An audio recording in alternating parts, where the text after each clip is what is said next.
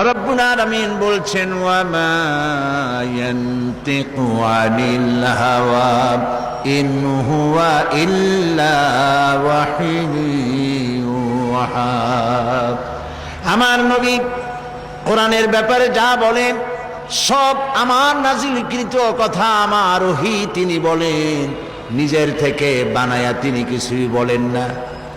দুনিয়ার মানুষকে কোরআন সম্পর্কে রব্বুল আলামিন গ্যারান্টি দিলেন, ওয়ালাউ তাকাওয়ালা আলাইনা বা'দাল আকাওয়িল।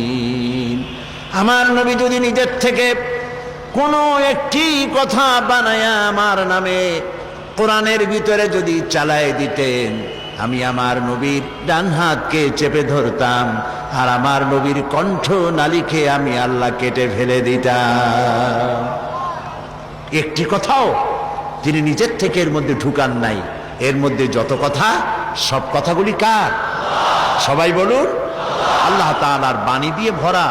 আল্লাহ তাআলা বলছেন, এর উপর থেকে, এর নিচের থেকে, এর ডান দিক থেকে